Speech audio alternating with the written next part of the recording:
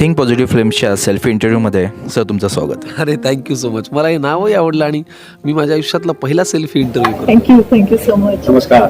Selfie इंटरव्ह्यूचा प्रकारच नवीन आहे. आजपर्यंत सेल्फी काढले होते, इंटरव्ह्यू कधी दिला नव्हता आणि ह्या फ्रेममध्ये आपण तिघे जण आहोत, त्याचा एक वेगळा आनंद आहे.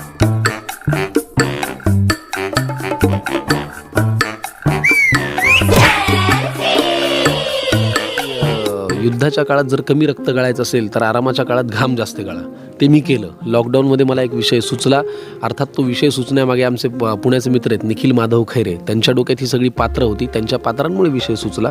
आणि पुण्याचे आमचे अजून एक मित्र आहेत समीर हम्पी म्हणून, त्यांच्या सतत संपर्कात राहून मी ही गोष्ट डेव्हलप करत गेलो. त्यांना नाटकाचे प्रत्येक प्रसंग ऐकवत गेलो. त्यांना ते आवडलं आणि हे नाटक तुमच्या आमच्या आयुष्यात सातत्यानं काहीतरी घडतच असतं. घरात, घराच्या बाहेर, ऑफिसमध्ये, शूटिंगमध्ये कुठे ना काहीतरी एक खटका दाबलेलाच जातो सकाळ दिवसभरामध्ये. त्यात सारखं काहीतरी होतं. हे घरातल्या कुटुंबाशी संबंधित असलेल्या लोकांबरोबर ज्या गोष्टी घडतात त्याच्याबद्दल आहे. झालं. आणि मुळात ह्या लॉकडाऊन नंतर हे पहिलं प्रोजेक्ट आहे इतकं सुंदर. प्रशांत सरांबरोबर काम करायला मिळतं, वर्षाताईंबरोबर, आणि त्यांची 100% गॅरंटी आहे की जास्तीत जास्त प्रयोग होईल. म्हणजे माझ्यासाठी तर खूप मी भाग्यशाली की त्यांना मी बघत मोठी झाली आहे की यांच्याबरोबर आपल्याला काम करायला मिळतं. हा लॉकडाऊन नंतरचा सगळ्यात मोठा आनंद आहे माझ्यासाठी. आजोबा या या.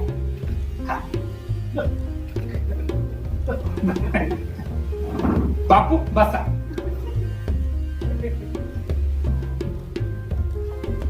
काय नाव काय सांगू?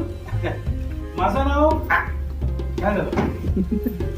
त्यानंतर जेव्हा मी प्रशांत सरांना हे नाटक ऐकवलं त्यांना ते खूप आवडलं आणि लिहितानाच त्यांनाच डोळ्यासमोर ठेवून लिहिलं होतं. त्याच्यामुळे त्याची एक वेगळी मजा आली आणि आता ते नाटक रंगमंचावर नाही, मला लोकांना उपदेश वगैरे द्यायला आवडत नाही. सकाळी उठल्यापासून रात्री झोपेपर्यंत आपल्याला किती लोक उपदेश देतात आणि काय काय. आता मी समोसा पाव खाल्ला तेही सांगते नको रे खाऊ समोसा पाव. पहिला उद्देश इथेच मिळतो. त्यामुळे मला उपदेश द्यायला आणि घ्यायला अजिबात आवडत नाही. आपलं छान हसावं, मस्त 80% हसवावं, 20% आपल्याला जे काय गांभीर्याने सांगायचंय ते सांगावं आणि 80% हसल्यानंतर 20% 5% जरी गांभीर्याने सांगितलं ना ती गोष्ट पटकन. प्रशांत सरांची एक स्वतःची स्टाईल आहे. त्यात संकर्षण कराडे यांचं डिरेक्शन, तो मला सांगतो की नाही हे ताई असं आहे, मग आम्ही करतो. मग त्याला जर वाटलं योग्य तर तो सांगतो. ना चेंजेस असं काय नाही. विनोदी अभिनेत्री असल्यामुळे प्रत्येक बाजूने अभ्यास आहे आणि तसं ते कॅरेक्टर हे कॅरेक्टर असं करेल. एवढं. माझं नाव केशव. काय होतंय काय तुम्हाला? माझं नाव केशव करमरकर. एवढंच की अजून काय आहे? नाही, तुम्ही पूर्ण ऐकत नव्हतात ना, म्हणून तुम्हाला परत बोलून तुम्हाला सगळं नाव सांगितलं. म्हणजे बोलत हो, काही गोष्टींच्या मतभेद नाहीत होत खरं तर, पण एकमेकांना समजवणं होतं. आता कधी काही गोष्टी जर ज्या त्यांना वाटतात की ह्या गोष्टी अशाच झाल्या पाहिजेत, त्या मला असं वाटू शकतात की अरे थोडं असं झालं तरी काय हरकत आहे. पण काही गोष्टी ज्या मला अशा वाटतात त्यांना असं वाटतं की एवढं लॉकडाऊनच्या पिरियडमध्ये प्रशांतनी मला विचारलं आणि मी तात्काळ हो म्हटलं.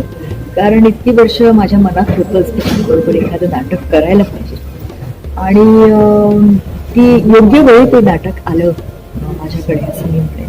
आणि मला खूप आनंद झाला. नाटकात काम करायचंच होतं पण योग्य स्क्रिप्ट मिळत नव्हतं, भूमिका मिळत नव्हती आणि तसं ते सगळं जुळून आलं. ते संकेत असतात कधी कधी दैवी, तर हा संकेत योग्य वेळेला मिळाला. आणि लॉकडाऊनच्या पिरियडमध्ये सगळं इतकं सिरियस गंभीर वातावरण होतं, त्या काळात मला एक हसायला अजून एक कारण मिळालं. माझ्या चेहऱ्यावर स्मित आलं. अरे यात पण मी खूप विनोदी आणि वेगळ्या पद्धतीचं असं नाही पण आहे. प्रशांत सरांबरोबर काम करताना म्हणजे मुळात त्यांचं टायमिंग इतकं सॉलिड आहे, तर मी कदाचित काय माहीत नाही प्रयत्न चालू आहे त्यांच्याबरोबर त्या पद्धतीने ॲक्शन रिॲक्शन देण्याचा. आणि ते वेळोवेळी मला सांगत असं की नाही इथे अशी रिॲक्ट हो म्हणजे ते आणखीन छान आहे. त्यामुळे मला करायला तर खूप छान वाटतं. येतात मॅडम. काय असणार हे काळानुरूप बदलत राहणं हीच काळाची गरज आहे. आपण नेहमी असं म्हणतो की बच्चन साहेब एवढी वर्ष इंडस्ट्रीमध्ये का आहेत, तर काळानुरूप त्यांनी स्वतःच्या भूमिका, त्यांनी स्वतःचं काम, की त्यांनी स्वतःचे रोल्स हे बदलत गेले आणि मला वाटतं ते बदलायची या दोघांची तयारी आहे, निर्माता म्हणून प्रशांत सरांची, ॲक्टर म्हणून त्यांची.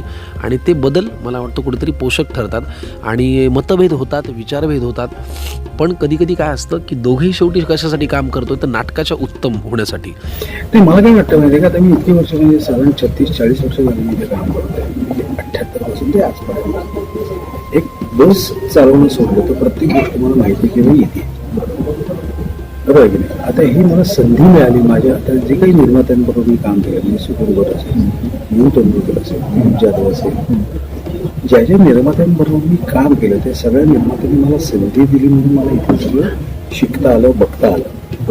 ओके. ॲक्च्युली हे माझं दुसरं व्यावसायिक नाटक आहे. याच्या आधी मी प्रशांत सरांसोबतच आत्ता एका लग्नाची पुढची गोष्ट हे नाटक करतो. त्याचे आत्ता 490 प्रयोग झाले, म्हणजे आता 500 होतीलच. हां, आणि आता हे पण नाटक म्हणजे या नाटकाचा एक विश्वास टाकला आहे, ते एक जबाबदारी पण आहे, भीती आहे आणि मजा येते करायला. या नाटकात विक्रांतची भूमिका करतो आहे मी आणि खूप मजा येते. पौर्णिमाताई आहे. थोडंसं पात्राबद्दल झालंच. हो, ते वर्षा मॅडमच्या घरातील पात्र आहे. याला अभिनयाची खूप आवड आहे, तर त्याला एक संधी हवी असते आणि ते त्यांच्यामुळे एक संधी मिळते आणि ते एक धमाल आहे, पुढं मज्जा आहे. साहेब, तुम्हाला कुत्र्याची भीती वाटते? मला कुत्र्याची भयंकर भीती वाटते. सोडतो मग. काय सोडतो? नाही म्हणजे आता घरात बाहेर सोडतो. मी स्वतः बाहेर सोडून सारखं काहीतरी होतंय मध्ये. आपण नेहमी असं म्हणतो की घराघरामध्ये बापाला आपल्याबद्दल म्हणजे बापाला कसं काही कळत नाही. आता मी माझ्या बाबांना म्हणतो, भाऊ तुम्हाला कळत नाही का हो? आणि माझे बाबाही मला असं म्हणतात की पोरांना ना माझ्याबद्दल काहीच वाटत नाही. हे घराघरातलं वाक्य आहे. पण मला असं वाटतं की घराघरातला हा जो घाबरणारा बाबा आहे, काळजी करणारा बाबा आहे आणि आपल्या आपल्या जीवनशैलीमुळे आपल्या आपल्या लाईफस्टाईलवरती फोकस करून आपल्या आपल्या पद्धतीने जगणारी पिढी आहे, मुलं आहेत, या दोघांमध्ये घरातली गृहिणी असते. तर मला असं वाटतं हे नाटक घरातल्या त्या तीनही लोकांना ॲप्रिशिएट आणि अपील होणारं नाटक आहे, त्या तीनही लोकांना रिलेट होणारं नाटक आहे आणि त्याच्यामुळे हे नाटक लोकांना नक्की आवडेल. म्हणजे मला असं वाटतं की माझ्या डोक्यात अनेक विषय चाललेले असतात, एका वेळी अनेक विषय चाललेले असतात, त्यामुळे मी पटकन रिॲक्ट होत नाही. मी पूर्ण फार पटकन रिॲक्ट होते सोबी, पण गेली एक साधारणपणे 7-8 वर्ष मी इतकं पटकन रिॲक्ट होत नाही. मी जरा थंडपणे घेतो, मी विचार करतो किंवा नंतर बोलूया विचार. सो मी जरा थोडा वेळ घेतो, त्यामुळे पटकन रिॲक्ट होण्याचं माझं वेळ पण नाही. पटकन रिॲक्ट झालं तर मी जरा गडबड अजून वाढलाच नाही की काय मेंदू त्या असं लोकांना संशय येऊ शकतो. म्हणजे मी कानडी असल्यामुळे खूप असं हेल काढून वगैरे बोलते. मग सर काही ठिकाणी माझ्यासारखंच करायला जातात, तेव्हा माझं असं होतं हे मी बरोबर करते आहे ना. तर म्हणजे असं किस्सा अजून घडले नाही, पण प्रयोगगणित माहीत नाही कसं काय कवडे. पण मला असं वाटतं की ही रिहर्सलपासूनचीच आमची मजा आहे की नवीन नवीन काहीतरी की हे असं आहे, ही रिॲक्शन आहे. आणि ते इतकं असं वाटतच नाही की मी प्रशांत सराबरोबर पहिल्यांदा काम करते. खरं सांग साहेब, अहो येत आहेत मॅडम. तुम्हाला मी अतिशय नम्रपणे सांगतोय, तुमची तब्येत चांगली म्हणून तुम्हाला सांगतो. हे बघा, आपल्या किती दोस्ती झाली तरी आपली जी दरी आहे ना स्टेटसची ती तशीच ठेवायची. आजच्या बीचच्या काही हाताने करायचं नाही, लांब उभारायचं. येत आहेत मॅडम, येत आहेत. सांगू का, ह्यात माझ्या वडिलांच्या स्वभावाचा बराचसा भाग आहे. कारण माझे वडील स्वतः खरंच असे आहेत, ते इतकेच घाबरटे, इतकेच काळजी करतात. आजही जर त्यांना म्हणलं की बाबा मी 10:30पर्यंत येईल, तर ते फार तर फार 10:35पर्यंत वाट पाहू शकतात. 10:36ला ते फोन करतात, तू 10:30 म्हणाला होता, 10:30. अहो थांबा बाबा, असं आमचं रोज होतं आणि ते या नाटकामध्ये आहे. खूप छान. आतापर्यंत रिहर्सलचा अनुभव आहे, याच्या पुढे दौऱ्याचा अनुभव आणि प्रयोगांचा अनुभव छान असणार आहे. पण मला शंकाच नाही त्याच्याबद्दल, कारण ग्रुप चांगला असला ना ही एक छान खरंच आणि छान वाटतं आपल्याला. यू लुक फॉरवर्ड, म्हणजे आज भेटायचं आहे, प्रेक्षकांसमोर यायचं आहे, ह्या संचात यायचं आहे, खूप छान प्रसन्न वाटतं. मुळात ना प्रशांत सरांचं नाटक बघायला या हे सांगणं आव्हान नाही, पण माझ्या जे प्रेक्षक आहेत त्यांनी उत्तम नाटक आणि छान आमच्या टीमवर्कसाठी तरी यावं. म्हणजे आम्ही नवीन आहोत, प्रशांत सर तर नेहमीचेच आहेत, वर्षाताई आहेत, पण आमच्यासाठी यावं आणि ते बघावं असं मी सांगू शकते. धन्यवाद. कुठे दिसत नाही मला. अहो आधी लाईट येणार, मग म्युझिक येणार आणि मग मॅडम येणार ना. एवढा खर्च? अहो 36 वर्षानंतर येत आहेत त्या. 36 वर्षांच्या स्वतःच्याच गावात येते. काय बऱ्याच ना, तुमचं काही तब्येत बरी आहे ना? अहो तुम्ही बघा हो. प्रेक्षकांना मी एवढंच सांगेन की आता नाटक, नाट्यगृह आणि सिनेमागृह 100% सुरू झालेले आहेत. तुम्ही नेहमी अशा कलाकृतींची वाट पाहता ज्या कलाकृती तुमचं मनोरंजन करतील. तुम्हाला आता या 2-3 वर्षाच्या कालावधीनंतर बोर व्हायला, डोस पाजून घ्यायला आवडत नाही हे आम्हाला माहिती आहे. आणि आम्ही अशाच पद्धतीच्या कलाकृती तयार करण्याचा प्रयत्न करतो ज्या तुमचं मनोरंजन करतील.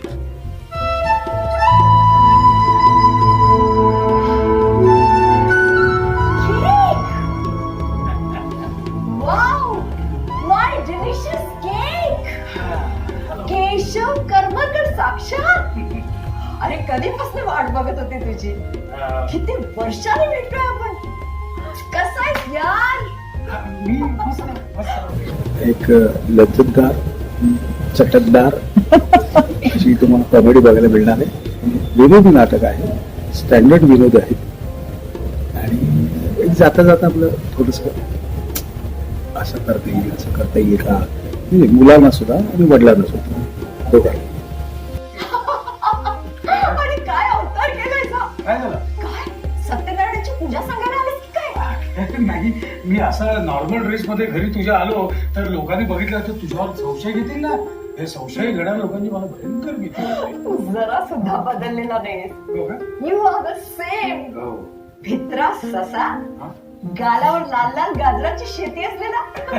अरे एकदा बघायला जरूर या आणि आवड तुम्हाला आवडेलच. तेव्हा तुमच्या नातेवाईकांना सुद्धा सांगा, हितची नित्यकांना सांगा, त्यांनाही प्रेक्षागृहाकडे घेऊ. अरे बस बस बस. हो. वेलकम. बोल, काय घेणार आहेस? हा. चहा, कॉफी का चिल्ड बियर? हा. तुझ्या बाल मनावर परिणाम केला का मी? नाही. बरं आपण काहीतरी सोबर बोलूया. पोहे, मिसळ, खिचडी का थोड्या वेळाने 2-2 घ्यायचं आणि सरळ जेवायला बसायचं? अगं नाही, मी वेगळ्या कामासाठी आलोय. मला हे काही नकोय खरं. असं कसं काही नकोय? पहिल्यांदाच माझ्या घरी येतोय. हो. ते काय नाही. हे बघ, मी चिल्ड बियर घेते. तू निदान कोल्ड्रिंक तरी घे. बरं, ते कोल्ड्रिंक. ग्रेट. हे बघ, ते कोल्ड्रिंक कोल्ड नको हा. हे जास्त थंड नको. कोल्ड्रिंक आणि थंड नको. आलं टाकून उकळून आणू का? अगं म्हणजे खूप असं चिल नको म्हणजे हा म्हणजे कोल्ड